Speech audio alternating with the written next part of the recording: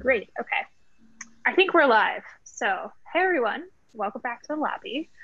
If you have any thoughts or reflections or interesting ideas that you chatted about in your breakout rooms, please feel free to drop them in the chat. Um, we'll do a little sort of group reflection here and maybe talk about some cool ideas that we're excited to try. So, I don't know, Lydia or Avery, do you guys have any thoughts about some chats you guys had in your breakout rooms? Yeah, I'll give a few highlights for my group, but also definitely add anything in the chat that I miss. A few things. Eva from Wellesley had brought up that she could incorporate this into the make and take programming that the Wellesley Public Library is doing. And it seemed like my group was kind of in accordance with that.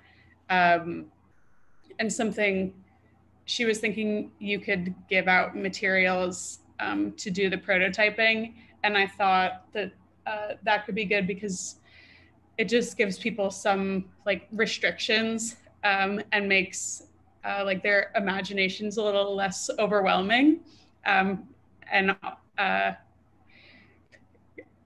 doesn't like restrict the possibilities of what you can do, but yeah, it just kind of centers people a little bit. Tina from the Queen's Library had asked about how to do like present like different use cases to your patrons. So how to make sure that there's some like uniformity in what people are exploring and sensing with their CubeSats, so that there's some like cohesion between different users, while also again like still promoting freedom and creativity. And Rachel from New Hampshire, I'm not sure where, I don't remember, brought up a great resource, Google Science Journal, which you can use on your phone and you can put into your CubeSat, and it has a lot of great tracking features, and I wouldn't be surprised if other groups talked about that too. Anyways, that's just a few things. In our playtest, we experimented with it a little bit. But people were just afraid to keep their phones in their satellites when we launched. But I would be willing to try it. So my group also talked a little bit about kits.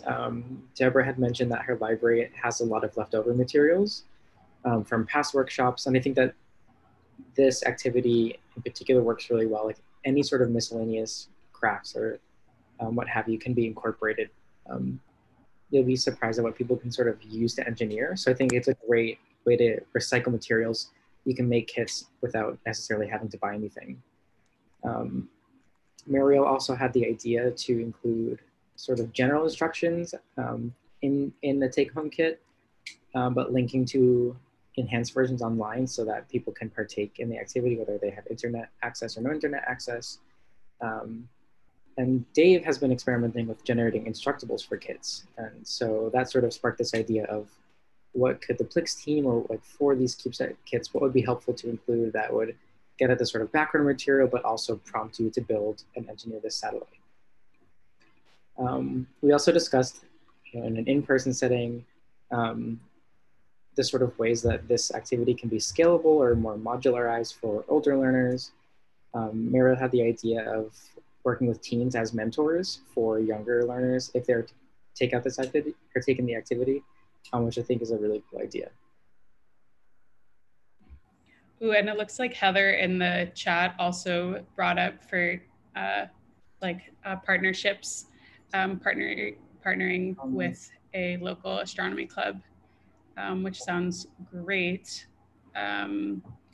Eva had also brought up the Mars rover landing is, I'm actually not, I don't know much about that. Avery, maybe you can tell us, but like wrapping this into their programming that has to do with that, which is cool. Mm-hmm. Looks like Alessandra in the chat also talked about the take-home kits and using video to do some like share outs and some basic like guidance and instructions.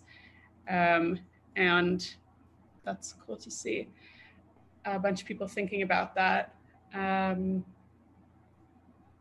was gonna say, I think, oh yeah, I was gonna say, so if anyone, you know, I think one of the things that we're also trying to build up is this sort of like culture and community of sharing. So if anyone sort of like makes a take home kit for this or makes a resource or something and they, you know, are open and happy to have others use it or remix it or share it, like we would love to help, you know, facilitate that. You know, maybe our team could also contribute to making some resources. So I think that's sort of one of the goals that we have had with running these workshops, and then also launching our new discussion forum, which Lydia had mentioned at the beginning of this call. So yeah, I mean, we're super excited to see where you all go with this. And then, you know, as always, would love to help and support, and then also just, you know, cheer you on. So that's something I did want to mention here, that we can sort of continue some of these conversations and idea sharing and resource sharing in the forum. So if you haven't checked that out yet, you definitely should. And there'll be more opportunities to sort of have easy pass for contributing there in the next few weeks. thanks for that reminder, Catherine.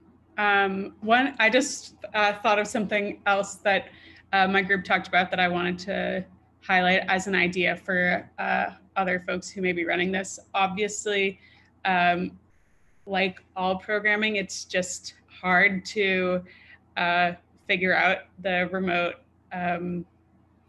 details. So Rachel had this great idea that for like the share out, every participants could drop off their CubeSat at the library, and then the library like film a launch to share for everyone. And I think that would be a great way to like work within like our important like privacy restrictions for patrons. And then also, you know, some libraries, depending on their policies and amount of open space they have, can run an outside program, but some probably a lot more can't. So I think that that would be a great idea. And I just want to make sure to share that. And I'm sure we'll talk about things like that over the next 2 sessions as well. Yeah, I love that idea though. That's awesome. Me too. It's very crafty. Yeah, and I think, you know, when thinking remotely, if there's any way to like, yeah, get people to submit things if possible. I know there's always lots of constraints and sort of like, you know, precautions and things that would need to be in place. But those are, I think, are some interesting paths for thinking about how to get that sense of community when everyone is so disconnected. Mm-hmm.